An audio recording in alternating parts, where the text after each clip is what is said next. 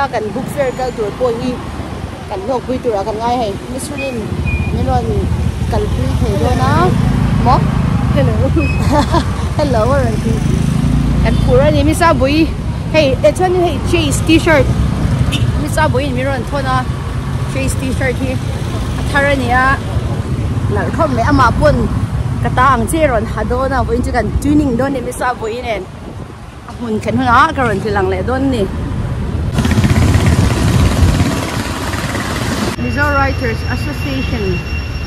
LEHKHABU PHO RUNPUI ania he vana pa hola nei me kania zu kan halu don ni la ei toi t-shirt ka lo tilang lok la ama design ania chalai kalpon tamle me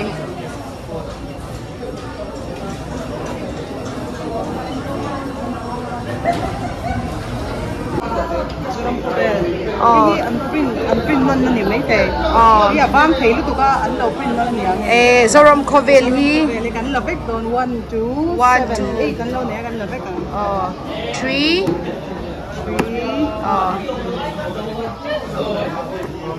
4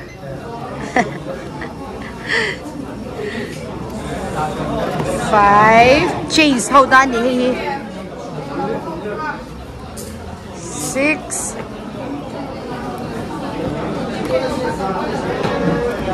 7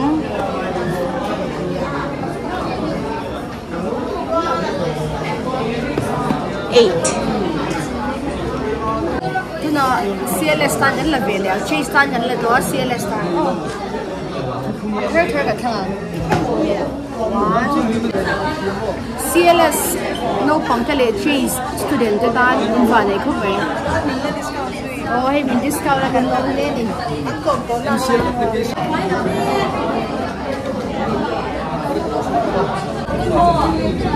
no mi diem zorom kovel hi itiar donem lok ang lok la lok pui don ko lok pui don ko lok thak kan cashier la ni bela sir engi LEHKHABU nge shal kalber do na inzara hian LK vom zoram kovel le siam ki ma jale naram te chuan LK vom si bok ka bu le therzol i te la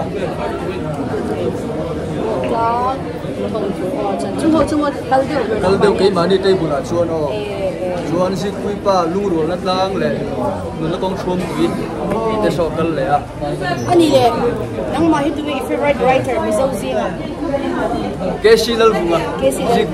si kui pa kan lo me asa lo shelter oh do na hian hey sir hian oh LEHKHABU win present dona cheisan kan lom le ni sa se ni ai la bu run pu ni voi thu kan ko sei la ya sa ya ni tan ni ku sa kan din phal pa ni kan chi la kan lom se ta ni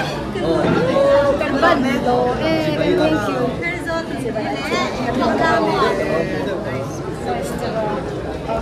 pakati CLS kan da do ni chu pakha cheisa thank you miss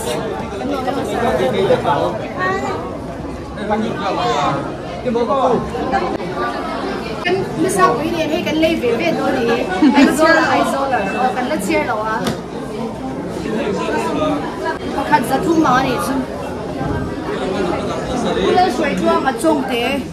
ania writer Mizo zinga writer la rik tuk tun lai chalai te mina thil ziak thiam ania comedian sar kha khan judge ani bok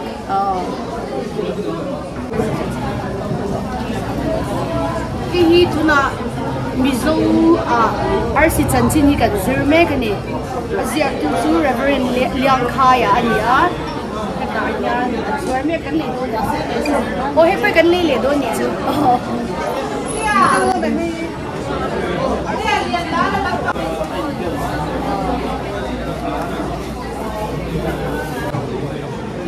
tuna hian hei chenpa hianin ama LEHKHABU zia ho milo dor ve ulatia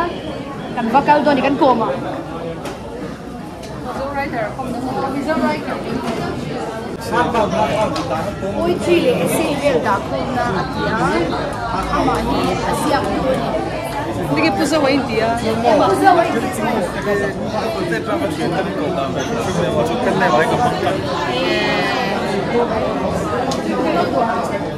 hey pani kan korang hey numami Yes, numami. kan chenu numami le tei University of Hyderabad kan zirpui le mi sekai best friend numami le khabuziania meron present to ay khabu release na po meron soma voin ha lo be kan le nge ya kan le sak nge don siya an mil di han tilangila hey tei nia hey numami nia pinumami ni min na hai nei kan le sak do na ne Bis lo miso Bible here so.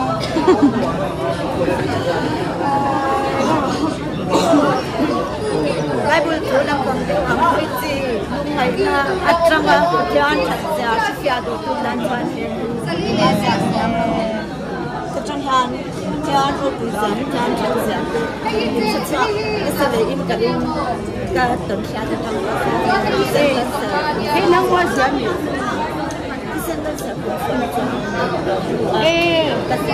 John have to be young day now. Listen. Asya tu milang kita. Cuma kimi nge tinggal mem. Kimi kiang dia ni. Som chung ka cancer, tisen cancer. Kalau vaya tu, adam to. Treatment lela kan le nge nge no. LEHKHABU hey LEHKHABU pakhat na pahni na asen khu ma so kan kan gorang pakhat ve kan lang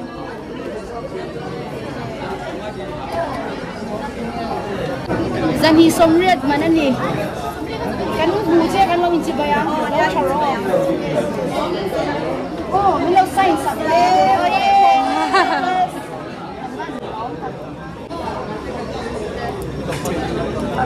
Kaming om na ay akan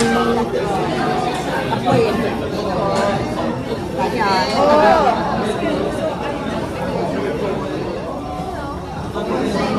ini sompro mo.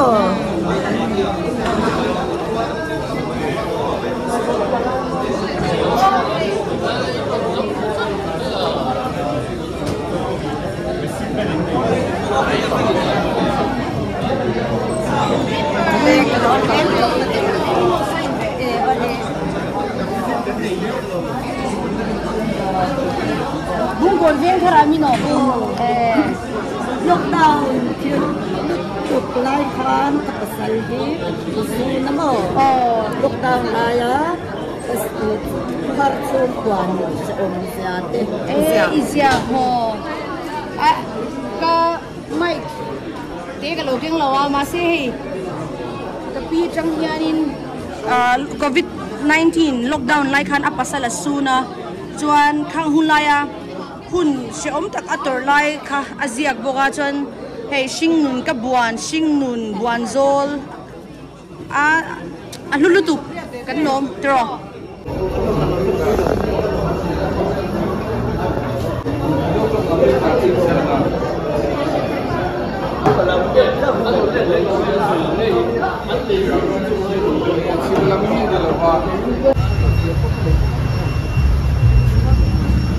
Fer ha sei lo te an ei ma Win chu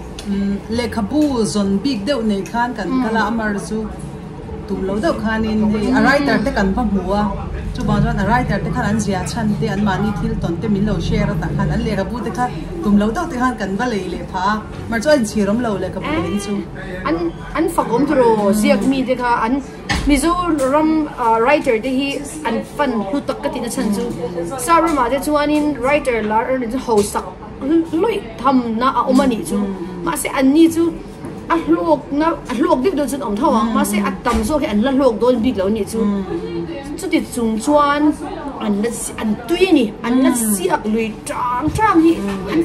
ke ni da kan pe yang em ti kha hei chu ka fak ka chuang lam ti kling nge ya neng lo Boy na last day in ma se kan shal ne man ti tero kan lom pui lom chuan present te kan don kha miss oh te min lo le present zia kan lom ta to ta kan ni when you look like the wrong ya kan ti top min do mi ta ro kan ai nga ni min le in chu what the day ni to tak tak fa high five sing no wow khop oh kan em tiếng hi live tu ni tu na live dang le kan da tin ai live oh te kan kan ti to pang ka live peace